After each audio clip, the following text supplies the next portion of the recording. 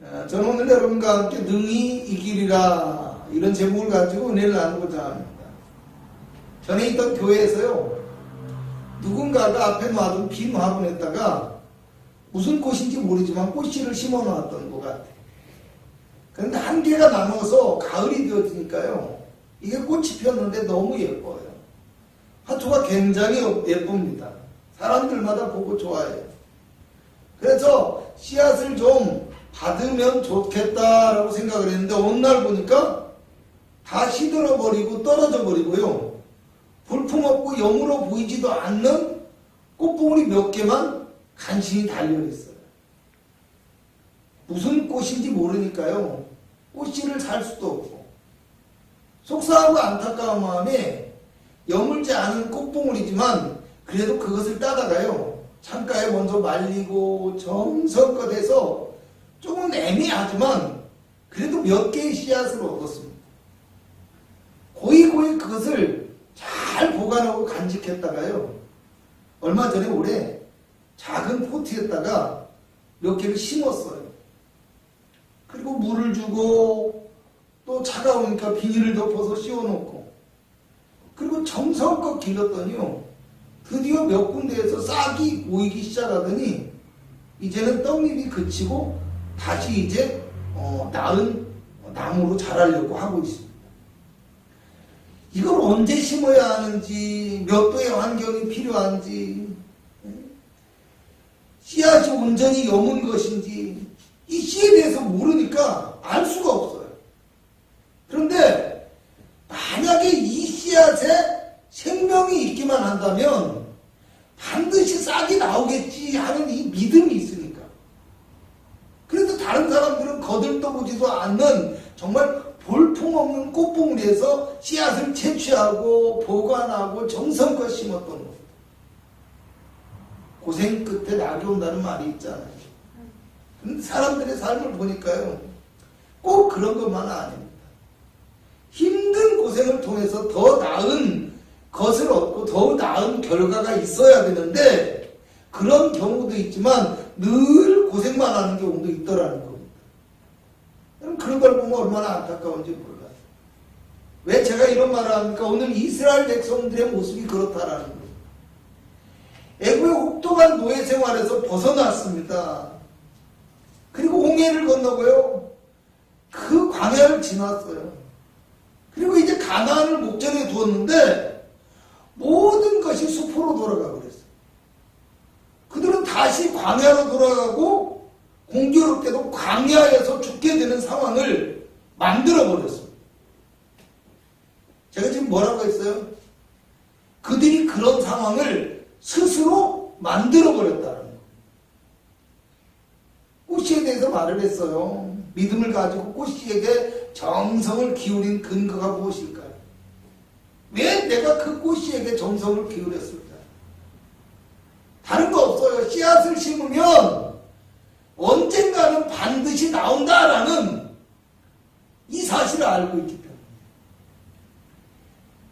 여러분, 저도 늘 이런 경우에는요, 안 나오면 어쩌나, 잘못했으면 어쩌나 이런 생각을 하거든요. 괜히 시간만 버리는 거 아니야 이런 생각도 하게 되죠. 걱정이 있다라는 겁니다.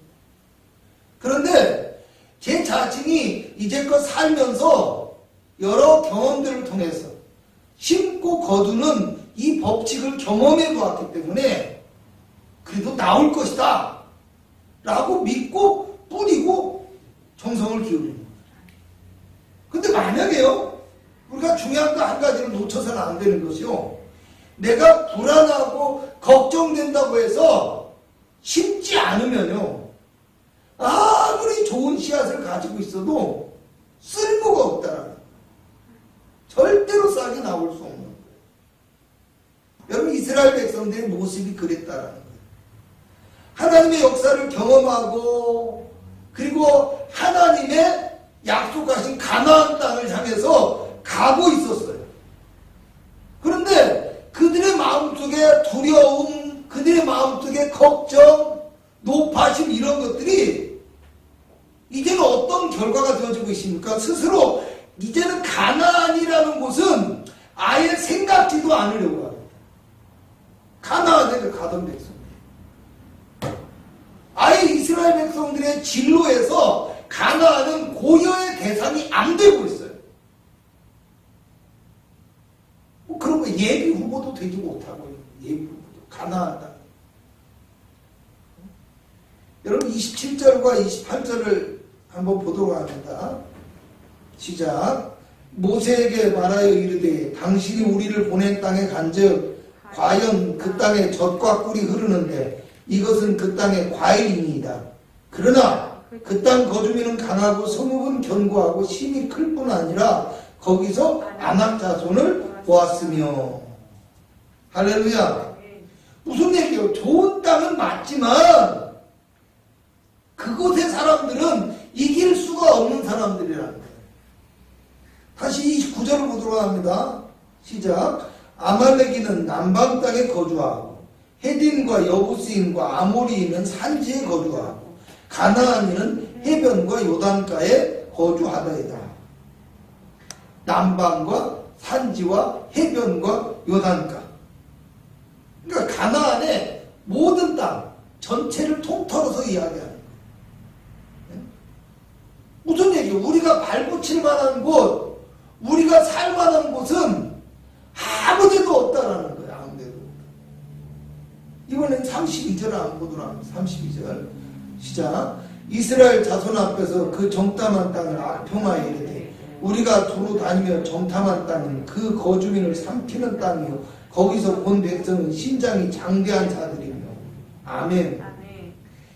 여러분 무슨 얘기예요? 아까 분명히 그 땅에 젖과 꿀이 흐르고 있다고 보고를 했잖아요.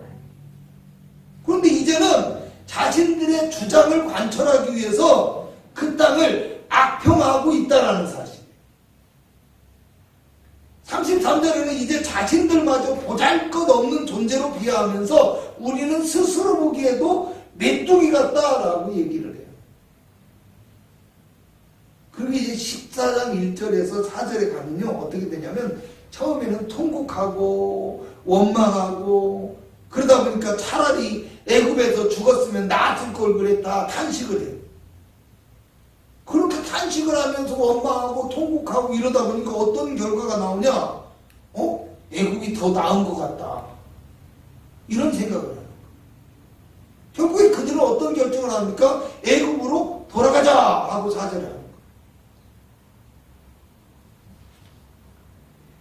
그렇게 고생하고 고통을 겪던 애굽에서 이제 겨우 나와서 하나님의 백성이 되어지고 하나님의 약속하신 가나안을 가다 말고 다시 애굽이 그들의 진로에서 새로운 후보군이 되어지고 희망의 땅이 되고 있다는 거.